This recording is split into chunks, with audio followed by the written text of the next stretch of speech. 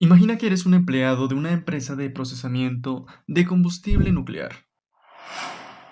Te envían a ti y a un compañero a mezclar dos elementos para producir este combustible, pero algo falla. Las proporciones no eran las ideales, los pasos a seguir no eran los indicados. Al momento de estos dos elementos tocarse, se observa una luz muy brillante y cegadora. Te desmayas, despiertas en un hospital, piensas que no pasó nada grave, pero el infierno apenas empieza. Así es. Hoy hablaremos de uno de los casos más terroríficos que involucran radiación, sobre uno de los hombres que vivió los peores días después de un accidente catastrófico. Pero no nos adelantemos. Hablemos un poco del protagonista de esta historia, Hisashi Ouichi. Espero haberlo pronunciado bien. Un hombre común, con una vida normal, trabajaba como un operario en la planta nuclear, en una instalación ubicada en Tokimura. Su rutina era común, de un trabajador técnico. Procedimientos, protocolos y vuelve a empezar. Nada fuera de lo normal. Pero en la mañana del 30 de septiembre de 1999, a las 10:30, todo cambiaría. Ese día Ouchi y su compañero Masato Shinohara estaban preparando combustible nuclear. El proceso consistía en verter uranio enriquecido en un contenedor con ácido nítrico. Aquí es donde empezaron los problemas. Los trabajadores no estaban capacitados para realizar este tipo de procedimientos.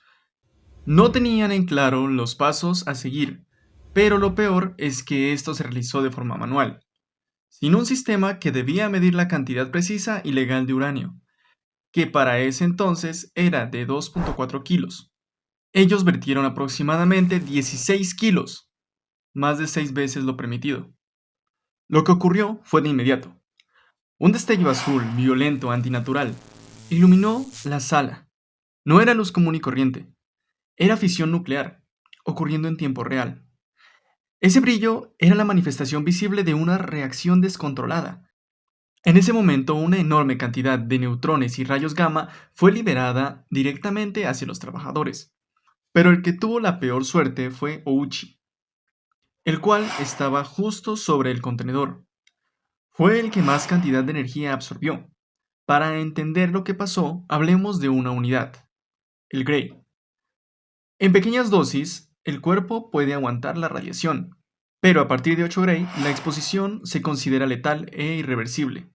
En este caso, Ouchi recibió de 15 a 17 Gray, casi el doble de lo que el cuerpo puede resistir.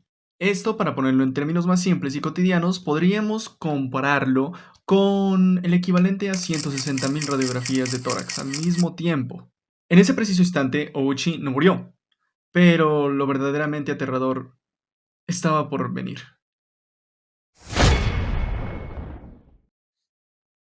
Tras la explosión de radiación, Ouchi fue trasladado de urgencias al Hospital Universitario de Tokio.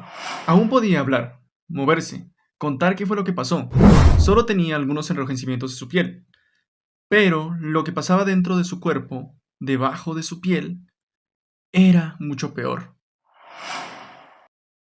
Al cabo de unas horas, la radiación no solo había dañado su piel internamente, su nivel de glóbulos blancos, linfocitos, había disminuido casi a cero, lo que provocó que el sistema inmunológico de Uchi quedara muy debilitado e indefenso ante cualquier virus o bacteria.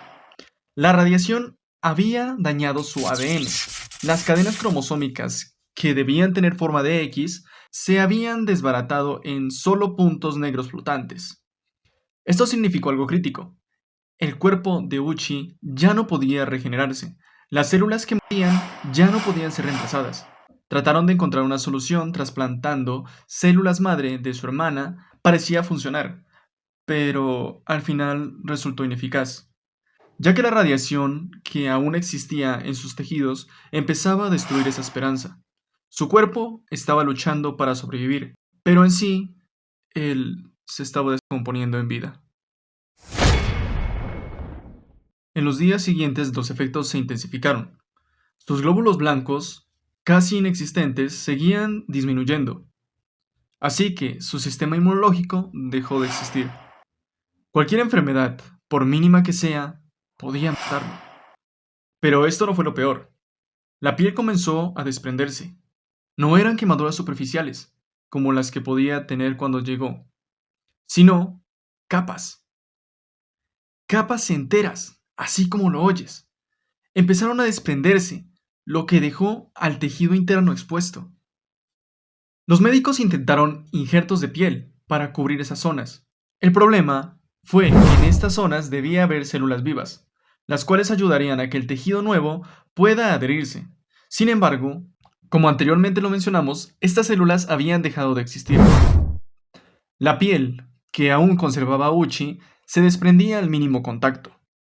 Tanto así que el solo hecho de quitar una cinta pegada a su piel podría provocar un desprendimiento de la misma. Debido a la falta de una barrera cutánea, su cuerpo empezó a expulsar líquidos como plasma y ese líquido rojo que necesitamos para vivir, de forma masiva a través de los poros y zonas de la piel.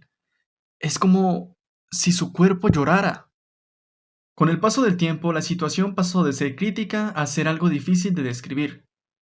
El cuerpo de Uchi era un sistema que fallaba totalmente.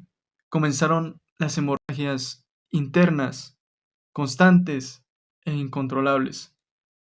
Al ver que perdía tanta sangre, en un intento de mantenerlo con vida, los médicos hacían no una, ni dos, sino 10 transfusiones al día. Esto era para compensar la cantidad de líquidos que perdía, pero era inútil. Transfusión que venía, transfusión que se iba por sus poros o diferentes orificios. Incluso sus ojos llegaron a ser partícipes de esto. Empezaron a caer gotas de sangre por ellos. Debido a la pérdida de presión, su corazón no podía bombear como uno común y corriente, así que se aplicaban dosis de medicamentos que lo forzaban a latir. Esto no hacía ninguna diferencia, pues nada mejoraba. Y sí, sé que esto se escucha muy macabro, pero déjame decirte algo aún peor. Ouchi, durante todo ese tiempo de agonía, estaba consciente, no en coma, consciente. Imagínate el dolor que él pudo pasar al sentir que su cuerpo se quemaba de adentro hacia afuera, como sus órganos fallaban. La desesperación de ver cómo su piel no se adhería a él, sino a la sábana en la que reposaba. Imagínate cómo se debía haber sentido para pronunciar la frase que hace famosa este caso. No puedo soportarlo más. No soy un conejillo de indias. En algún punto de este sufrimiento, los médicos decidieron ponerlo en coma e intubarlo. No para curarlo, sino para calmar su dolor. Pasó casi un mes en este estado, donde su corazón débil y cansado solo bombeaba por las máquinas, pero en su mente estaba perdido, en un vacío inducido por los fármacos. Así pasaría lo que le quedaba de tiempo, en un estado muy deteriorado, tanto así que los músculos empezaron a desprenderse de sus huesos. 59 días después del incidente, su corazón se detuvo 3 veces. Se procedió con RCP, logrando que el corazón de Uchi siguiera funcionando. Día tras día su condición empeoraba. No había una esperanza, no había una mejora, solo una prolongación del sufrimiento de este ser humano. En medicina se espera que haya una meseta de mejoría respecto a la salud del paciente. En el caso de Uchi, su condición fue una línea recta hacia abajo. Finalmente, el 21 de diciembre de 1999, Hisashi Ouchi murió.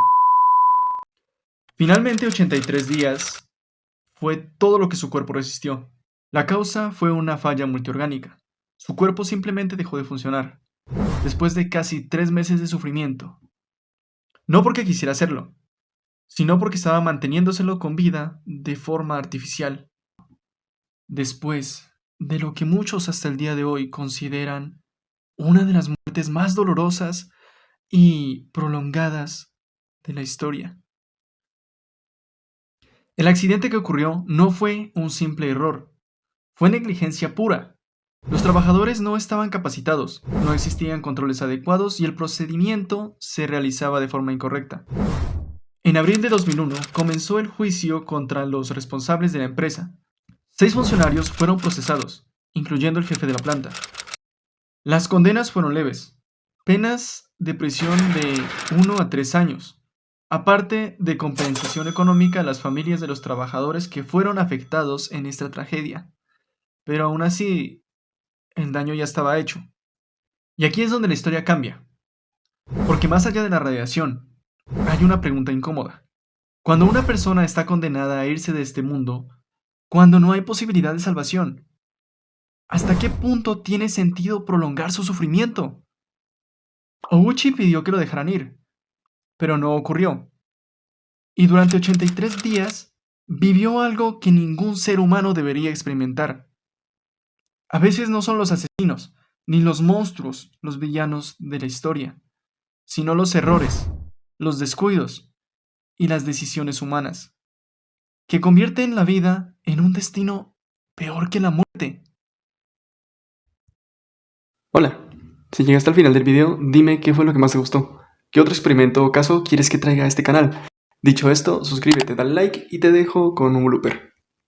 6 funcionarios fueron procesados, incluyendo el jefe de la planta.